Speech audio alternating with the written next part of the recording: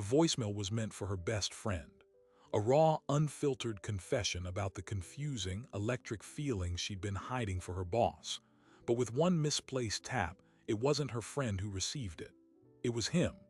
And now, as she watches her phone screen light up with his incoming call, she knows her career, her reputation, and her fragile secret are all about to shatter.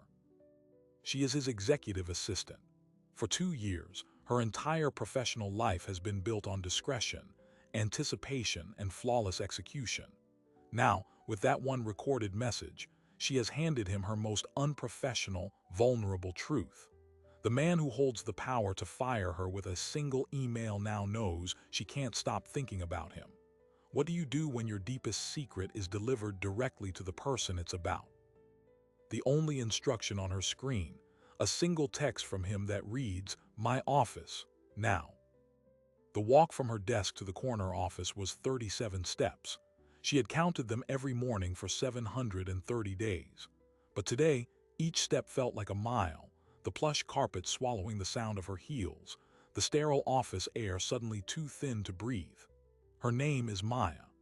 At 26, she's the youngest executive assistant at Sterling and Gray, a boutique investment firm where reputation is the only currency that matters. Her boss, Alexander Sterling, is 34, a prodigy who built his division from the ground up. To the world, he is all sharp lines and calculated silence, a man who communicates in data points and decisive actions, not feelings. To Maya, he has been a puzzle. For 2 years, she has mastered the rhythm of his mind. She knows he takes his coffee black at 8:15, that he taps his pen twice before making a risky call, that his silence isn't anger but deep focus. She has built her worth on anticipating his needs before he voices them. And somewhere in the quiet spaces between managing his calendar and drafting his emails, she began noticing other things. The way his stern expression softened, just for a second, when he talked about his sister's kids. The rare, genuine laugh that transformed his entire face during late nights working on a winning pitch. The accidental brush of his hand against hers when passing a document, a contact that sent a current straight to her core. She told herself it was professional admiration. She buried the flutter in her stomach under layers of perfect professionalism. Until last night, after another grueling 14-hour day finalizing the merger, alone in her apartment with a glass of wine, the dam broke. She opened a voice note to her best friend, Chloe, to vent. The words poured out, unfiltered and raw. She confessed the dizzying attraction she fought every day. She described the electric tension in the room when it was just the two of them after hours. She admitted she'd fantasized about what it would be like if he ever looked at her not as his assistant, but as a woman. It was 3 minutes and 42 seconds of pure, unguarded truth. And then, in her exhausted state, she tapped the wrong contact. Saw his name, Alexander, appear as the recipient for a heart-stopping second before the app confirmed sent. The panic was instantaneous and absolute. She tried to recall it, but the platform didn't allow it. She typed frantic follow-up texts, "Please disregard that. Wrong person, technical error," but deleted everyone knowing they'd only make it worse. She spent the night paralyzed, staring at her phone, waiting for the axe to fall. It fell at 9:17 a.m. with that two-word text.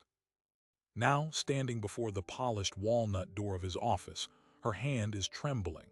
She can see the faint outline of him through the frosted glass, standing by the floor-to-ceiling window, a silhouette of power against the city skyline. This is it. The end of the career she sacrificed everything for. The humiliation of being fired for the most unprofessional breach imaginable. She takes one last shaky breath, her mind racing with the statistics she'd read. Over a third of workplace romances are kept secret, and for good reason. The power imbalance makes disclosure a career landmine, and she hadn't even chosen to disclose, she'd accidentally detonated it. She raises her hand to knock, but before her knuckles can touch the wood, his voice, low and controlled, comes from within. "It's open, Maya." He'd been watching her hesitation through the glass. Her stomach plummets.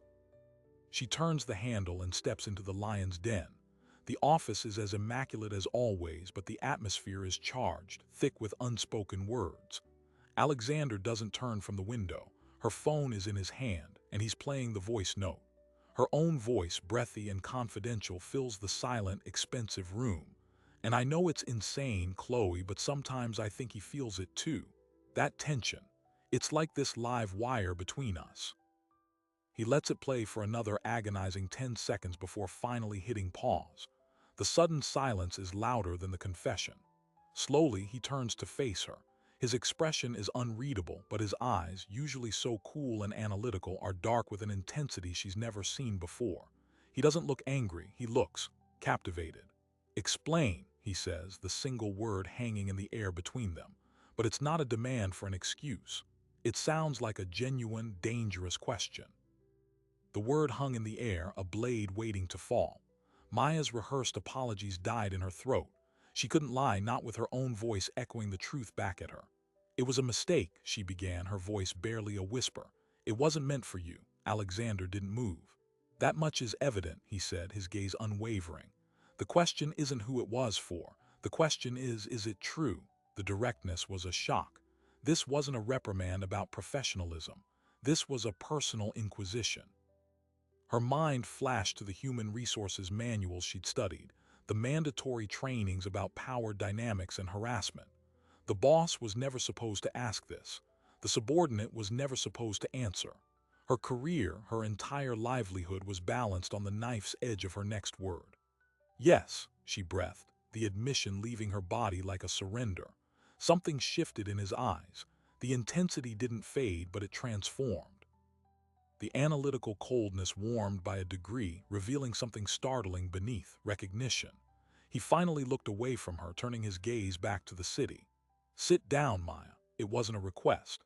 She moved on unsteady legs to the chair facing his desk, the same chair where powerful clients sat to negotiate million-dollar deals. He remained standing, a powerful silhouette against the glass. "Do you know why I hired you?" he asked, his tone conversational, as if discussing a quarterly report. "You had the highest scores from the temp agency. My previous assistant said you were the most competent she'd ever trained." "No," he said, cutting her off. "I hired you because during your second-day interview, the fire alarm went off. Everyone in the bullpen was confused, looking to HR for instructions. You didn't look at anyone. You immediately stood, walked to the emergency exit diagram on the wall, studied it for 3 seconds, and then calmly directed 6 senior analysts toward the correct stairwell. You took control without being asked. You saw a system in chaos and you instantly worked to restore order." He turned back to her. "I don't need an assistant who just follows orders. I need one who sees what needs to be done and does it. For 2 years, you have been that person, in every aspect of your work." He paused, letting the weight of the compliment settle. It was more praise than he'd ever given her, and it made what was happening now even more terrifying. "What you described in that recording," he began, choosing his words with terrifying care. "That live wire, that tension, it has a cognitive function." Maya's breath caught. He was analyzing their attraction like a market trend. "It sharpens focus. It raises stakes. It creates an environment where mediocre work is impossible because the desire to impress is visceral." He took a step toward her. "For the past 8 months, our division's performance has increased by 34%. Our client retention is at 98. The merger you just helped close. The other side's lead negotiator told me he'd never been so thoroughly outprepared. He asked if I had a team of forensic accountants working for me. I told him I just have you." He stopped in front of his desk, leaning against it, now closer to her than he'd ever been during a workday. "So you see my dilemma. The single greatest professional asset I have is also a significant personal liability, because what you feel is not unreciprocated." The air vanished from the room. Maya felt the world tilt on its axis. He felt it too, all this time. The knowledge was as exhilarating as it was catastrophic. "But," he continued, his voice dropping, "I am your superior. I sign your paychecks. I control your career trajectory. In the eyes of this company and the law, any relationship between us is not a romance. It is a coercive risk, a lawsuit waiting to be filed." He stated it not with emotion, but as a pure, unassailable fact. "The ethical action would be to terminate your employment, to remove the conflict entirely." Maya's heart stopped. This was it, the logical corporate conclusion. But that would be punishing excellence. and it would be a lie. He pushed off the desk and walked to a small cabinet, retrieving a bottle of water and placing it in front of her. A simple, startling act of care. So here is what is going to happen. You are going to take the rest of the day off, paid. You are going to go home and you are going to process this. Tomorrow, we will resume our professional relationship exactly as it was, with one difference. He looked at her, and for the first time, she saw a crack in his perfect control. A faint, almost imperceptible vulnerability. The knowledge that this tension exists. We will not act on it, we will not speak of it, but we will acknowledge its presence as a factor like market volatility, and we will manage it, because I am not willing to lose the best asset this company has. He was giving her a way out, an impossible, torturous, professional purgatory, to know the attraction was mutual and to have to ignore it every single day. To be so close and to have to build a wall higher than ever before, it was a uniquely cruel kind of mercy. "Do you understand the terms?" he asked. All she could do was nod. "Verbally, please." "I understand," she whispered. "Good."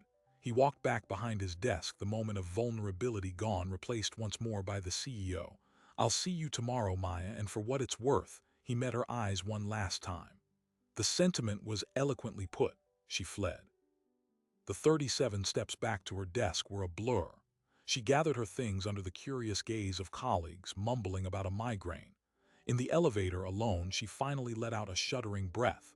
He hadn't fired her, he'd confessed, and he'd instituted a new, silent rule that would torture her indefinitely. The next week was an exercise in surreal agony. Everything was the same, yet everything was different. The morning coffee exchange was laden with unsaid words. His briefings were delivered with the same clinical precision, but now her skin prickled with awareness when he stood near her desk. The live wire he described was now a humming, acknowledged current in every interaction. They were two actors performing their old roles with a dangerous new subtext. Maya threw herself into work, using the crushing load of the post-merger integration as a barrier against her thoughts. She was managing it. She was succeeding at this impossible game. Until the first external threat surfaced.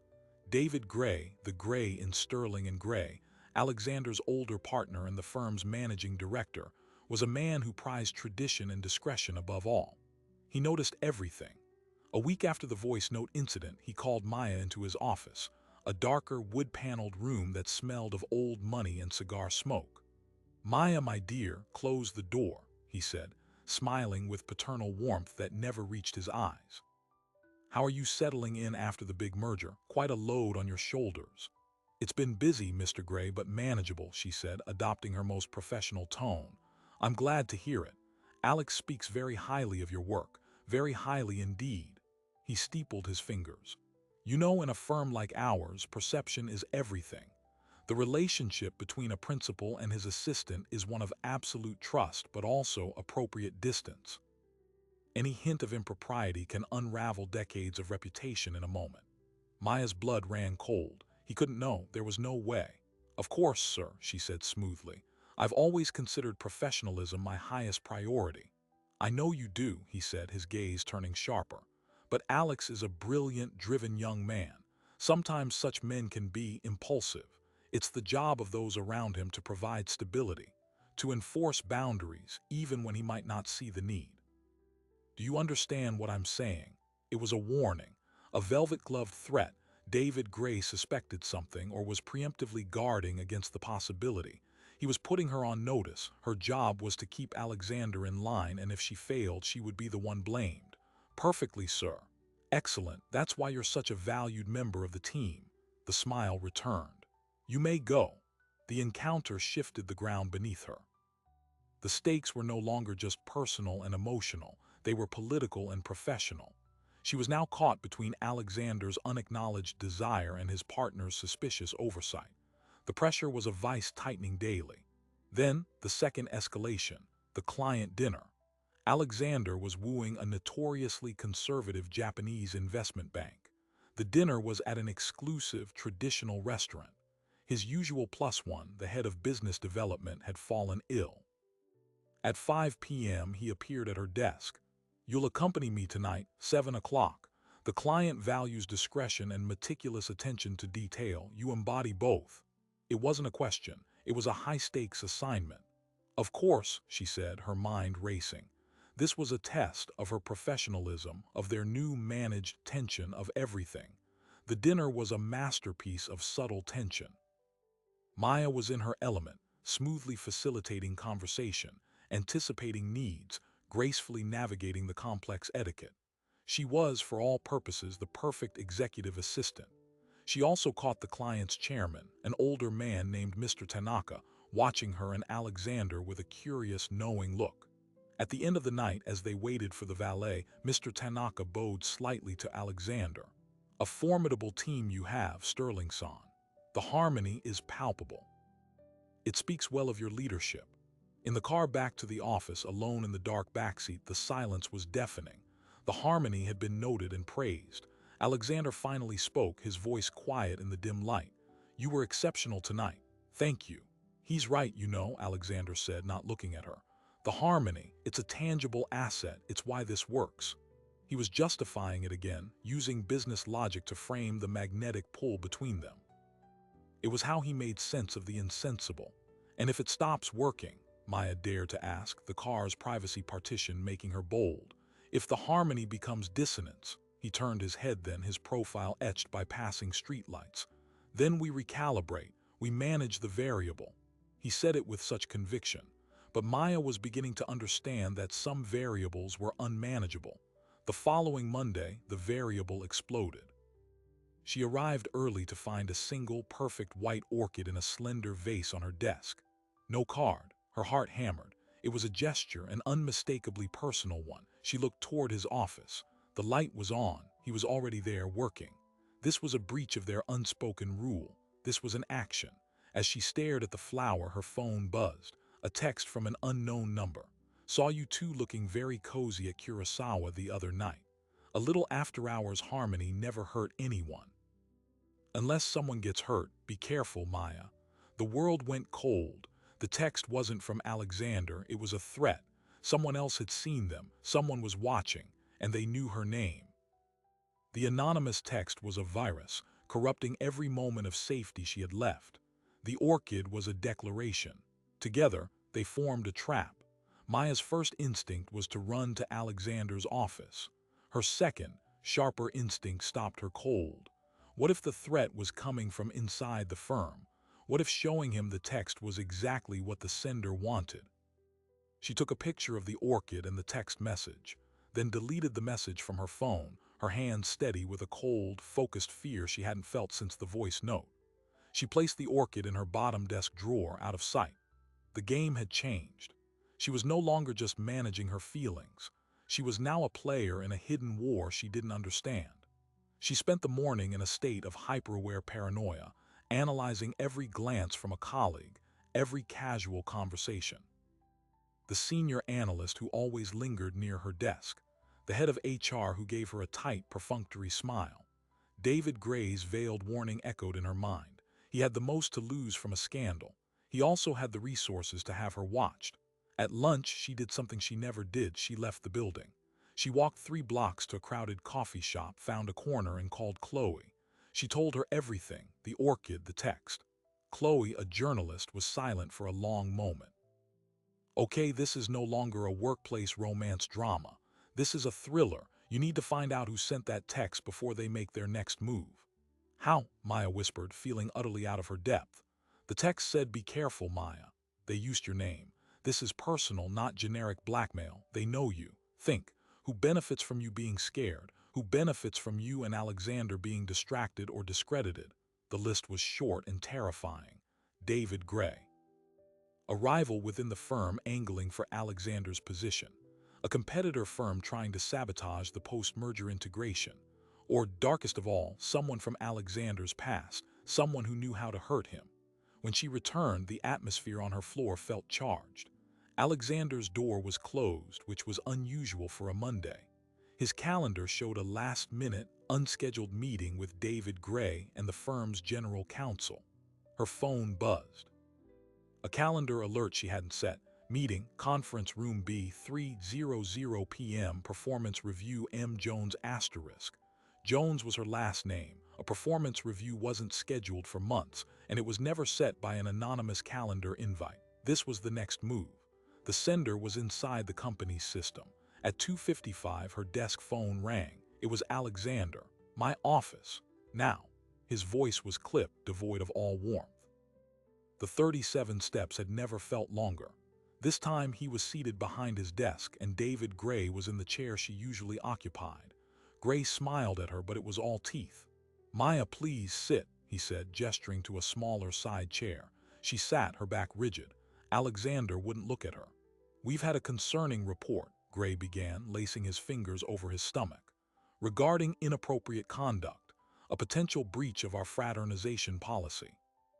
Air left the room.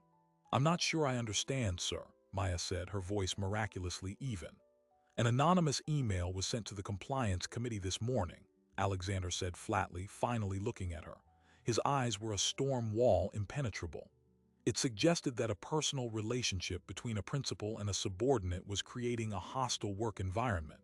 It mentioned specific instances: extended late-night work sessions, private client dinners, and personal gifts." His gaze flickered to her desk drawer, where the orchid was hidden for the briefest second. He knew. The sender had told him about the orchid, too.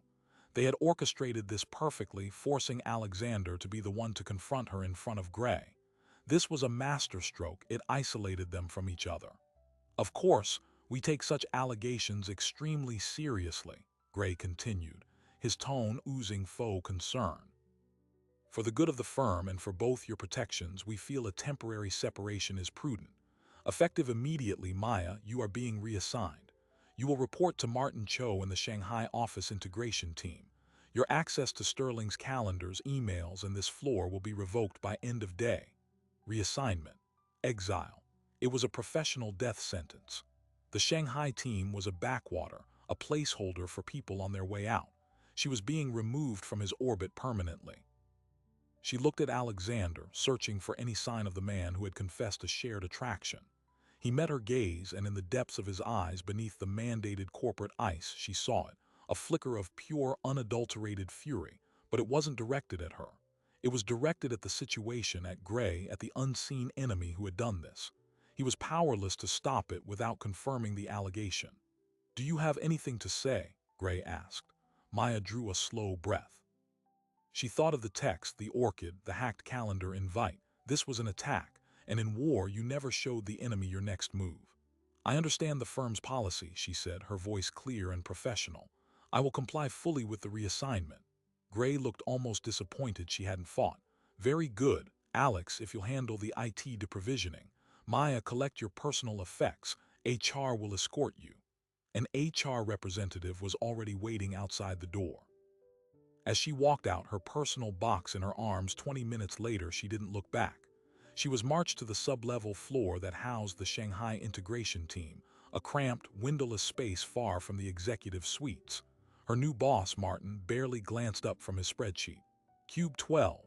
You'll be vetting supplier invoices, in triplicate." The demotion was absolute, but the exile gave her an unexpected advantage. She was now invisible. No one on the executive floor would pay attention to the reassigned assistant buried in accounting hell. It was from this new, powerless position that Maya began her real work. She used a secure, encrypted app to message Chloe. "I've been neutralized, reassigned. The attack came from inside. Need to find the source." Chloe wrote back, "The orchid, track it. High-end florists keep records." During her lunch break, Maya used her phone to search for the florist. The vase was distinctive. She found it, a boutique in the West Village called *Verdig*. It was the kind of place where a single stem cost $80. She called, using a false name, saying she'd received a beautiful white orchid from an admirer and wanted to send a thank you note but had lost the card. The clerk was hesitant, but after Maya described the exact vase, relented. The order was placed online. The name on the order was— the clerk paused. It was under the account A. Sterling. The delivery instructions said to leave it on the recipient's desk before 8 a.m. Alexander. He had sent it. The personal gesture, the breach of their rule. It was a fatal mistake. Someone had seen the order or the delivery. Someone had used it as evidence. But the plot thickened an hour later. Chloe called, her voice tight with excitement. I dug into the generic email address that sent the compliance complaint. It was created yesterday, but the IP address it was sent from. It's a public VPN, but the sign-up location data pings to a server cluster primarily used by one entity, Meridian Capital. Meridian Capital, Sterling and Gray's most aggressive competitor, the firm that had lost the merger deal to Alexander. This wasn't just internal politics. This was corporate warfare. Meridian had somehow gotten wind of the tension between Alexander and his assistant, and they were exploiting it brilliantly, creating internal chaos, discrediting a rising star, and removing a key asset from his team all in one move. The anonymous texter wasn't a person, it was a weapon deployed by Meridian, but they had an insider. They had to. How else would they know about the Orchid? How else would they know the exact pressure points to push David Gray? Maya's mind raced. She was trapped between three powerful forces: Alexander, who was now forced to be her adversary; David Gray, who saw her as a disposable liability; and Meridian Capital, which saw her as a pawn to be sacrificed. She was utterly alone. And then at 5:30, as the office emptied, a shadow fell across her cubicle. Alexander stood there, out of place in his tailored suit among the fabric partitions. He looked exhausted. The controlled mask finally cracked. "Walk with me," he said, his voice low. It wasn't a request from a boss. It was the plea of an ally. They took the stairs, descending to the building's underground parking garage, a concrete labyrinth silent except for the hum of ventilation. He stopped beside a concrete pillar, out of sight of any cameras. "The Orchid," she said, not letting him speak first. "It was a mistake." "It was," he admitted, running a hand through his hair, a gesture of frustration she'd never seen. "A sentimental, idiotic mistake. I thought." He shook his head. "It doesn't matter what I thought. It was seen. It was used." "By Meridian Capital," Maya stated. His head snapped up, his eyes widening. "How do you know that?" "I have my sources. They have an insider here, Alex. Someone fed them the information, someone who knows how Gray thinks, how the compliance committee works. This was a precision strike." He stared at her, seeing not his former assistant, but a strategist in ruined territory. A new respect glinted in his eyes. "David is convinced it's true, that we are involved. He's using it to push me out. The merger made my division too powerful. He's afraid I'll push for his seat next." The corporate coup was now clear. Gray was using Meridian's smear campaign as cover for his own power grab. "What are you going to do?" Maya asked. Alexander's gaze hardened into something lethal.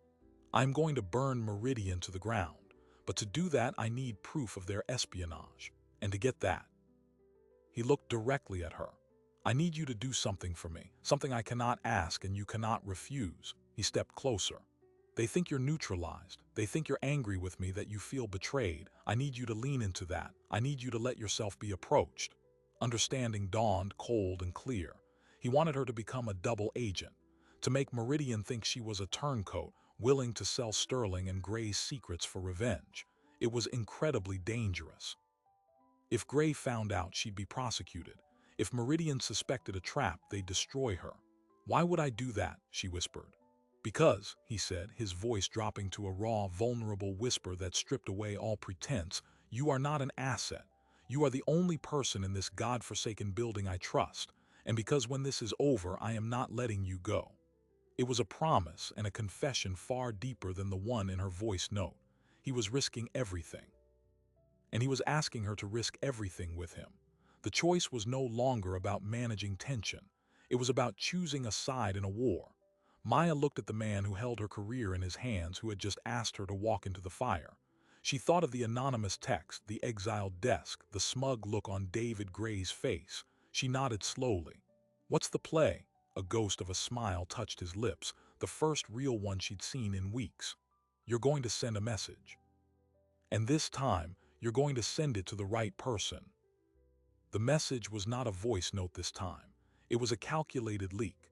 Using a burner email account, Maya sent a carefully crafted memo to a known Meridian Capital operative, a document outlining concerns about Sterling and Gray's post-merger cash flow, a real but manageable vulnerability. She signed it, "A disillusioned asset." The bait was set. Now they had to wait for the predators to circle. The next 48 hours were an exercise in excruciating patience.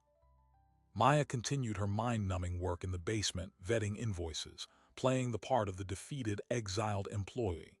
Alexander, above, played his part too, the chastened principal, distancing himself further, publicly praising David Gray's prudent leadership in handling a delicate personnel matter.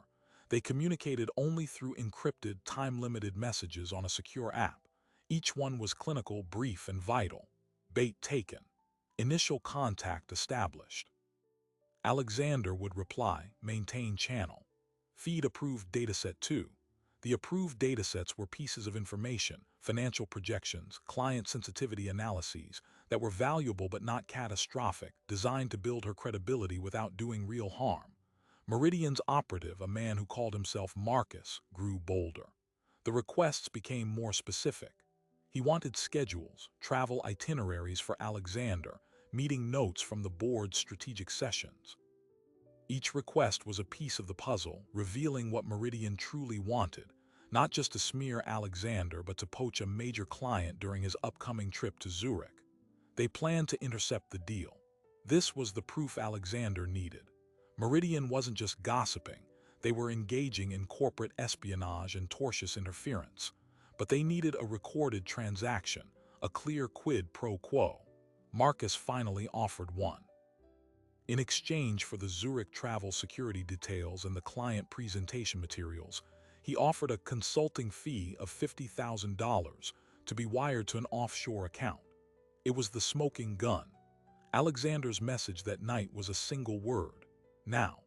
The following evening, Maya arranged to meet Marcus at a discreet midtown bar. She wore a wire, a tiny device provided by a private security firm Alexander retained. Chloe was positioned outside in a car with a signal booster, recording everything. Maya's heart was a drum against her ribs as she slid into the booth. Marcus was all polished menace, a man who looked like a banker but had the eyes of a shark. "You've been very helpful," he said, sliding an envelope across the table. "The first half of your fee. The rest after the Zurich materials are verified." "The security detail is light," Maya said, her voice steady as she repeated the script Alexander had given her. "Only one executive protection agent. The client meeting is at the Dolder Grand Suite 401 at 10 a.m. local time Tuesday. The presentation is on a standalone laptop, no cloud backup." Marcus smiled, a thin, satisfied line. "Perfect." As his hand touched the envelope, the plan snapped into its final phase. But then Marcus's smile widened.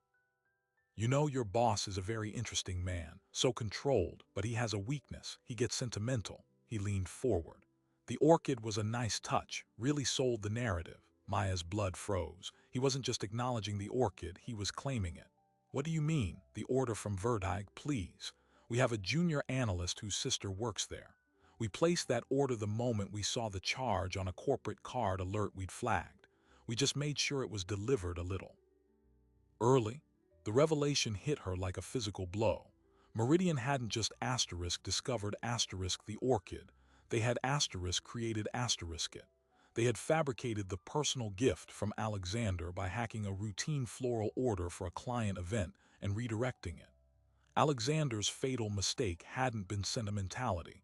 It had been a predictable corporate spending pattern that Meridian manipulated. They had weaponized a coincidence. Marcus saw her understanding and laughed softly.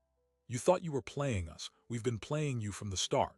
The compliance complaint, the text, all of it. We needed you isolated, angry, and right here." He tapped the envelope. "And now we have you on tape accepting money for corporate secrets.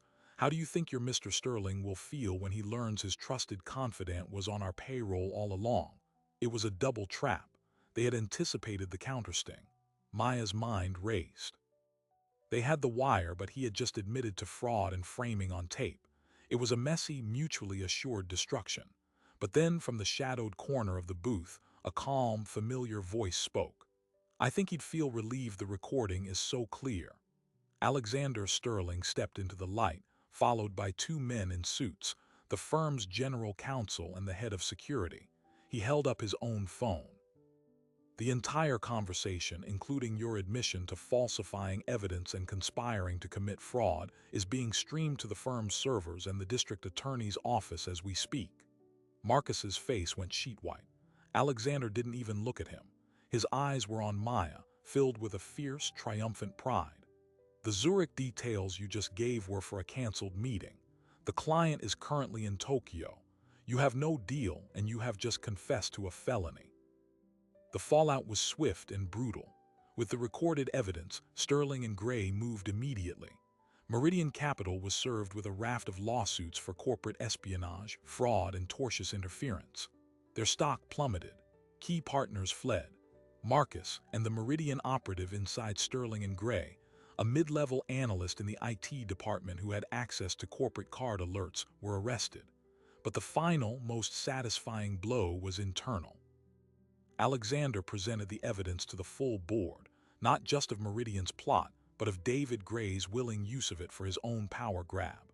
Gray had not conspired with Meridian, but he had seen their false allegations and chosen to amplify them for his own ends, risking the firm's stability. Faced with the proof, the board demanded Gray's immediate retirement. Alexander Sterling was named sole managing director.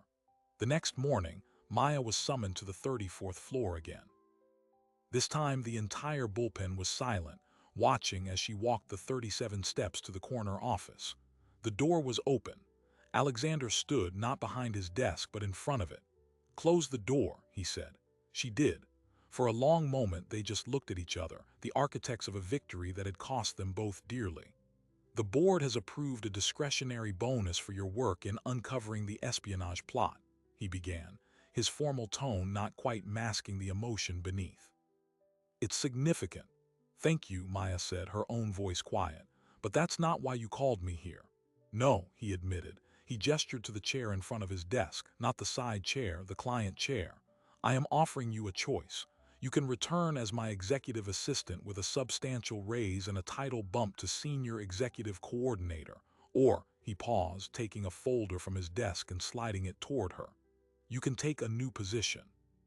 Director of Strategic Intelligence, reporting directly to the managing director.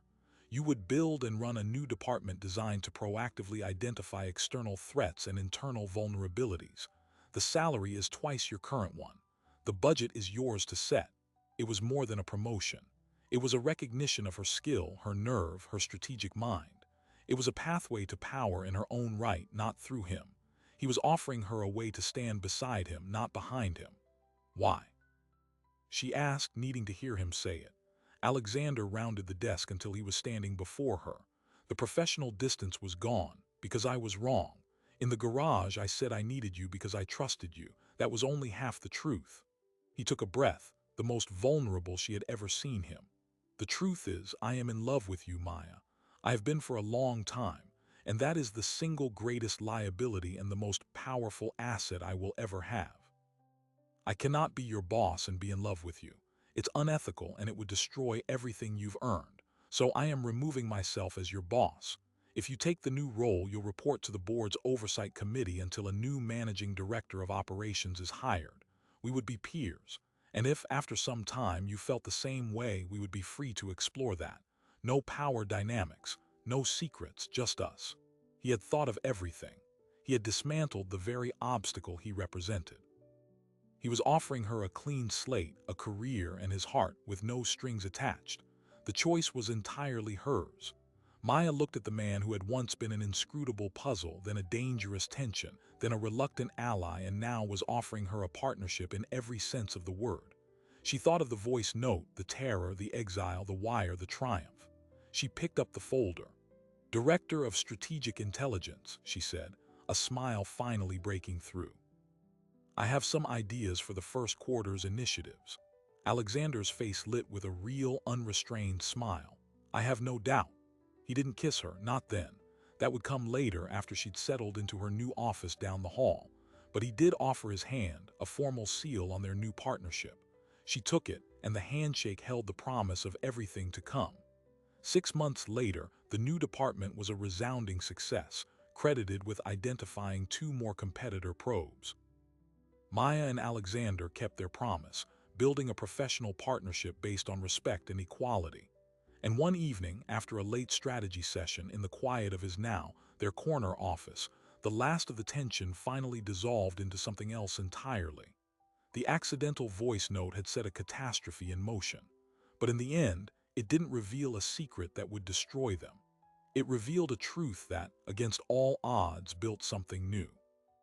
And as the city lights glittered below them, the 37 steps between their offices felt not like a distance to be crossed, but a bridge they had built together. What began as a digital mishap, a single me-sent message, unraveled into a story about power, perception, and the price of truth in a world built on image. The voice note was a mistake, but the chain reaction it set off revealed something far more profound: that in the sterile, high-stakes arena of modern work, the most dangerous vulnerability isn't a security breach or a market crash. It's the human heart. We navigate a professional landscape mediated by screens, where a misplaced tap can send a private confession spiraling into public view, where attraction can be weaponized as a liability, and where the line between a personal connection and a professional violation is perilously thin. Maya and Alexander's story is a hypercharged version of a tension felt by millions. The statistics tell us that over a third of people will experience a workplace romance, and most will keep it secret, knowing the risks. They tell us that miscommunication in the digital workplace costs businesses trillions. But behind those numbers are human stories of quiet longing, calculated risk, and the terrifying, exhilarating moment when a carefully managed facade cracks. Their journey from accidental disclosure to corporate warfare to hard-won partnership asks a question that lingers long after the final scene. In a life so often compartmentalized, where we are taught to separate the personal from the professional, what happens when the two collide not with disaster, but with destiny? Perhaps the ultimate power isn't in avoiding the collision, but in navigating the wreckage with courage and building something new from the pieces. If you found yourself captivated by this story of high-stakes tension and transformative truth, consider subscribing. Your support allows for the creation of more narratives that delve into the complex, thrilling, and deeply human dramas hidden in plain sight. Thank you